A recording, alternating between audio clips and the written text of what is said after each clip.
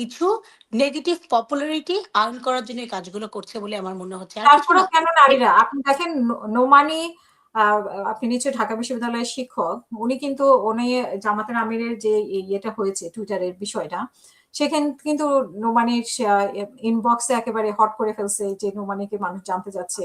কারণ মনে হয় যে জামাতকে রিপ্রেজেন্ট করছে উনি। তারপরে আরো এরকম কিছু মহিলা আছে যারা জামাতের প্রতি খুবই অনুগত এখন। এবং মহিলাদের ভোট অনেক বেশি পাবে এরকম শোনা যাচ্ছে। কেন? মানে জামাতের এটা যদি কি এত এটা কি নেগেটিভিটি থাকে। এটা কি আসলে আসলে আমার কাছে এটা খুব বড় কোনো ফ্যাক্টর না।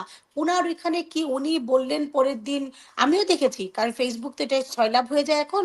আমিও হুম, দেখেছি লিখা ছিল যে ঘুম থেকে উঠতেই দেখেছি আমার Facebook আমার মেসেঞ্জারে এত মেসেজ চলে এসছে। ব্লা, ব্লা, ব্লা কি বলেছে।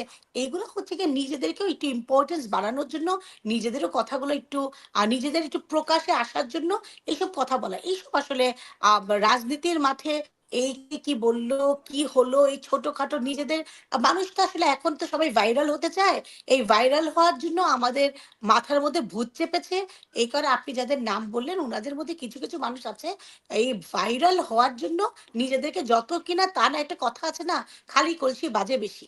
সো ওই খালি কলসিগুলা নিজেরাই নিজেদেরকে আবার বাজায় বেশি পরবর্তীতে এই বাজানোর জন্য। মোনালি ম্যাডামই আরেকটা স্ট্যাটাস দিয়েছে, সেটাও নিশ্চয়ই আপনি দেখেছেন যে কেউ রাজাকার বলে মানে পার পায় নাই, আবার কেউ আমি রক্ত আসলে চুষে সত্যি দিয়েছে। কথা কি হাসিনা, আমি আসলে উনার এগুলা দেখে খুবই বিরক্ত হই এবং আসলে আমি উনার এগুলা দেখি না। সো আপনি যদি আমাকে উনাকে নিয়ে ব্যক্তিগতভাবে প্রশ্ন করেন আমি উত্তর দিতে পারবো না। কারণ আমার খুব মানে একদমই মনে হয় এটা জাস্ট পপুলারিটির জন্য এই কথাগুলো বলা। হুম, কারণ বুঝতেই পারছে এই আপনার 12ই ফেব্রুয়ারির পরে এরপর আর ভাত নাই, এরপরে আর ওরকম কোনো কিছুতে আসতে পারবে না সামনে, মেসেজ হবে না, নিউজ হবে না। এই কারণে হয়তো একটু হাইপ নিচ্ছে আরকি। আর কিছু না, নাথিং এলস। এখানে আমি এটাকে এত সিরিয়াসলি কিছু দেখি না। আর আপনি জামাতের কথা যদি আমি ফিরে আসি জামাতের এখানে, জামাত তো আমরা সবসময়ই দেখি জামাতকে এখন বলা হয় মুনাফিকের দল। এই কথাটা বারবারই বলা হচ্ছে। সবাই বলছে। এটা কিন্তু হওয়ার আসলে কারণও আছে। উনাদের নামটা হচ্ছে জামাতে ইসলামী, যেখানে উনারা মহিলাদেরকে উনারা একটি সিট দিতে পারেননি।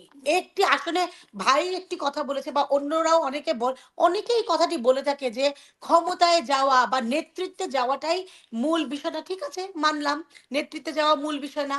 আমিও তো একবারও বলছি না নেতৃত্বে যাওয়া মূল বিষয়। ধরেন আজকে যদি XYZ জামাত ইসলাম থেকে কাউকে যদি ওনারা ক্যান্ডিডেট দিত, আমরা কিন্তু বলছি না উনি কি জিতে MP হয়ে যাবেন, আমরা কি এটার গ্যারান্টি দিতে পারি? আমরা তো গ্যারান্টি দিতে পারি না। কিন্তু আমরা চাচ্ছিলাম ওনারা মাঠে আসুক। আমরা চাচ্ছি মাঠটা এটা একটা ইকুয়াল একটা লেভেল প্লেইং ফিল্ড হোক। আমরা কিন্তু একবারও বলছি না ওনাকে উনি মাঠে আসলেই উনি একদম হট কেকের মতন সেল হয়ে যাবে তা না। But they need to come. আমাদের কথা ছিল এটাই যে ওনারা একজনকেও এখানে নমিনেশন দেননি।